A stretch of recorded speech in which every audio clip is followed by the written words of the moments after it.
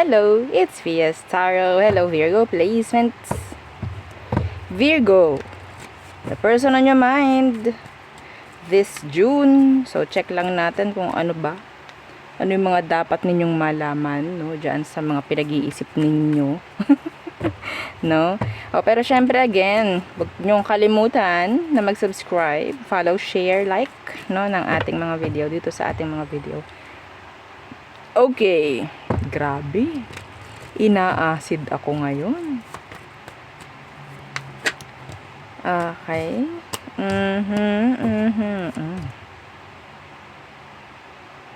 Sino ditong handa pa rin talaga sa ex niya? May nakita akong 6 of Pentacles na ang katabi ay Page of Pentacles. Meaning, kailan kaya kami muli? May chance pa kaya muli? Isa ka ba dun? Virgo, kung may tanong, message. Okay? Sa private reading, personal reading, and sa ating mga charms. So, kung may mga tanong po, mag-message. Wag po sa comment section. Hindi po kami nagre-reply sa comment section. So, who is this Virgo? Who is this person? Who is this? The Three of Wands.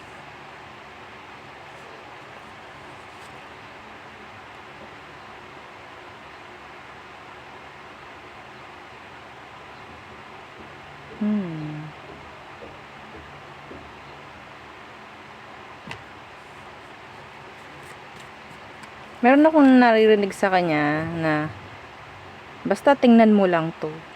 Basta, parang ganon. Basta, intayin mo lang. Parang may ganon. Meron siyang like, paasa effect. Naku, wala na akong tubig.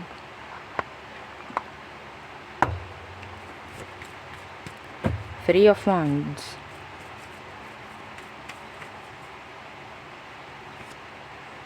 Knight of Wands. Pwedeng fire sign.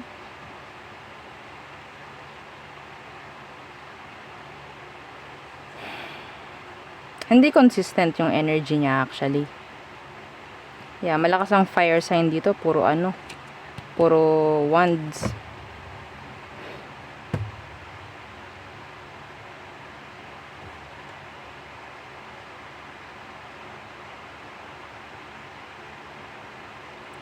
Siguro itong taong to, marami siyang mga sinasabi sa'yo, binabanggit, pinapangako. Pero hindi pa rin like totally maibigay or magawa. Hindi pa siya ganun ka-ready. Sabihin nating malalaki yung mga pinapangako, mabibigat, no? Pero hindi pa siya ganun kahanda for that. Hindi pa siya ready sa laban. Siguro magaling lang magsalita, mabulaklak magsalita itong tao. Pwedeng mas bata sa'yo. Pwedeng mas bata sa'yo.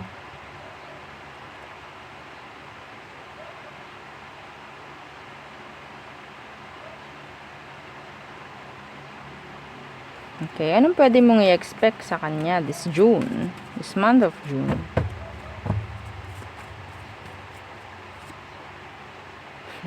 Page of Cups in reverse. May chance na mag-iba rin ng mga emosyon na ipinapakita sa'yo. Meron ako narinig na isang story, na isang energy, pero mamaya. Okay, the Five of Cups. So, that is disappointments. Pwedeng ma-disappoint ka ng taong to. Okay? So, yung isa ko narinig dito, this is somebody na pwedeng pinupurso ka. Gumugusto itong taong to na magkaroon ng connection with you. Okay? Be careful. Nagyayaya ito ng, alam mo na, even though wala pa naman kayong connection or relationship na masasabi, no label. Unti-unti maglalaylo siya. Unti-unti. Why? Pwedeng natatakot siya sa mga naipangako niya sa'yo, hindi niya magagawa. Or talagang hindi lang talaga siya seryoso. Magaling lang siyang magsabi, magsalita, or para siyang para siyang gusto niya muna siyang tangkilikin, no? Parang ganyan. So kapag bumigay na and nakita na at nakuha na yung mga dapat, no, na gusto niya, aalis to.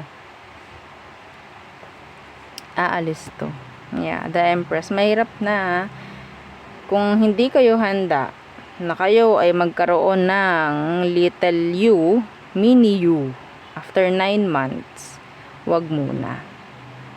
Okay? Wag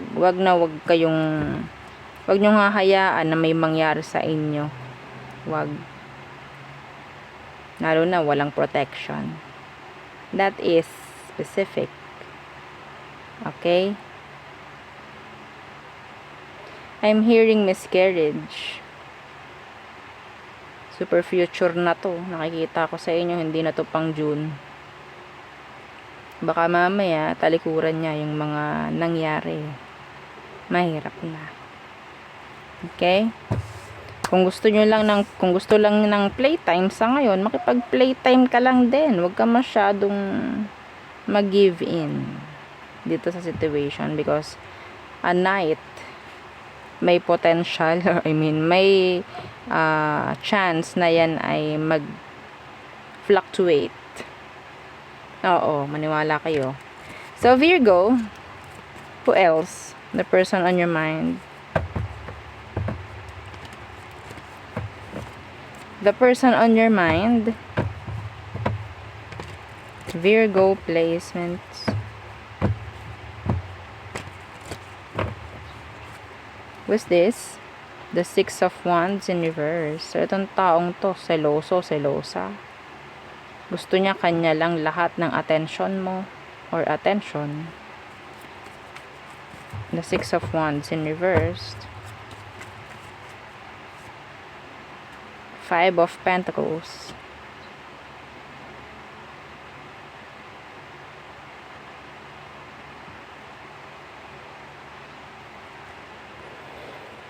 Selfish. Takot to sa sariling multo. Virgo. Okay? Yung mga madalas na ginagawa niya, isinisisi niya sa'yo. Yung siya yung gumagawa, pero iniisip niya ikaw ang gumagawa. Nasabi mo na nga na, sa akin mo pa sinabi yan, ikaw nga ang gumagawa nun. Diba? May acting tayo dito. Yeah. Takot itong taong to na hindi siya bigyan ng attention. Takot siya na parang ma-ignore. Jealous. Yeah, may ganun siyang energy.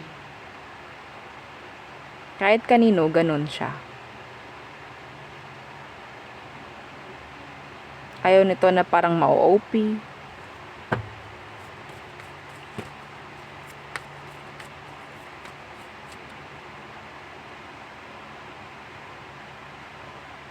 Sa ngayon, pwedeng nagpapapansin to. Hindi yan para sa lahat. May nakita akong ganun. Pwedeng nagpapapansin to pero ini-ignore mo.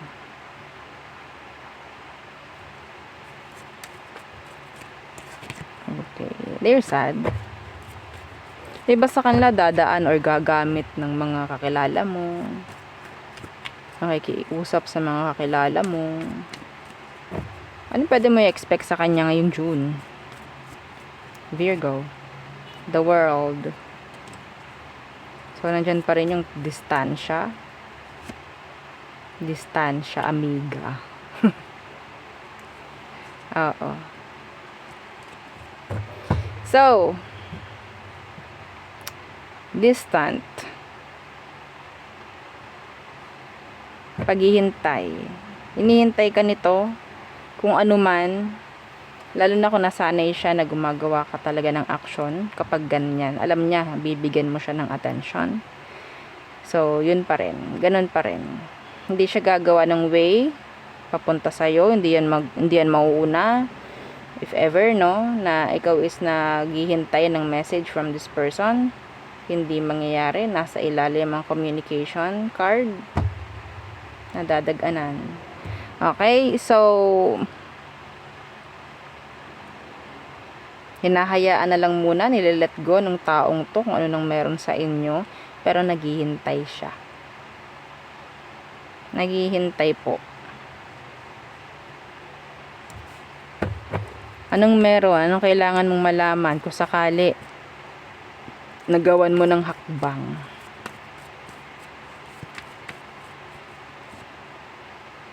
The High Priestess in the reverse.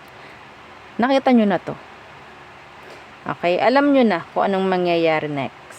Kasi hindi na ito yung first time.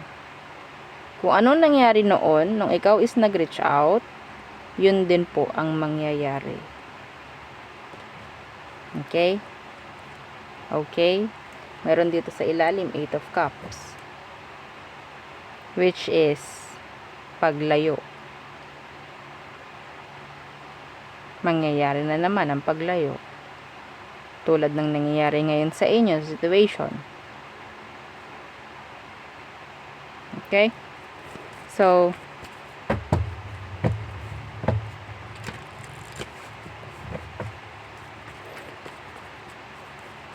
ngayon, hindi kayo nagawa ng way, naghihintay lang siya. Naghihintay lang. Yan, the Sun in reverse. So, confused yung person, hindi niya alam ang gagawin, may chance nagagalit na to. Nayayamot na, being impatient. Yeah. So, kung ano man ang gagawin niyang way, or kung ano man gagawin niyang ingay, wag na wag kang kakagat. Wag na wag mong papakinggan. Okay? Dala yun ng emosyon. Dala yun ng galit. Kasi nagagalit siya. No? Hindi niya nakukuha yung something na alam niya dapat na nakukuha na niya. Which is yung pansin mo. And pwedeng hindi mo nga siya pinapansin na sa ngayon. Pagpatuloy mo lang, hayaan mo sila. Ha? Okay? So, who else? Virgos. The person on your mind, who is this? Ngayong June lang po ito, ha.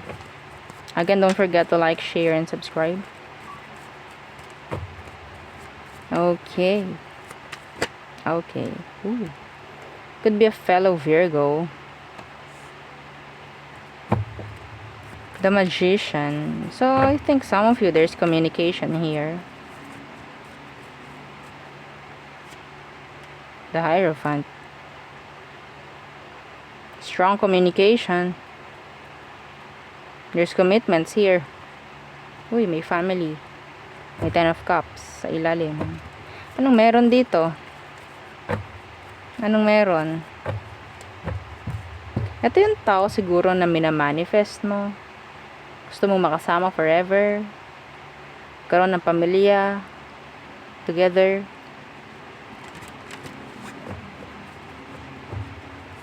Minamanifest mo. I think some of you, mayroon kang mamamanifest na person. This June, siya yung palaging nasa isipan mo. Pwedeng ma-attract mo siya. This June. Anong next na mangyayari? Next na mangyayari. Again, the 10 of Cups. So, pinakita muli. So, the 10 of Cups now in reversed. Why? Why the 10 of Cups in reversed? The Knight of Pentacles. So, sabihin natin may potential itong connection na to, no? And, ang nakuha ko lang dito is slow burner. Mabagal to. Hindi to like, magsisimula kayo as ganito, ganyan, and then eventually magiging ganon. No. Sobrang mabagal to. Mababagalan ka. Mabagal pa sa pagong. Okay? Knight of Pentacles. Pwede sa workplace. Pero ang nakuha ko dito is maging consistent lang. No, kayo sa connection. Uy, nakita ko 444. That is stability. O siguro iba sa inyo talaga makakuha or makakita na or makaka-connect na yung talagang para sa inyo. Lalo na yung may mga charms dyan. yung minanifest nyo to, gamit yung mga charms nyo, love bracelet, yung inyong mga charm spray, yung inyong mga granter. Yeah. Yung iba dito, this could be, related sa work.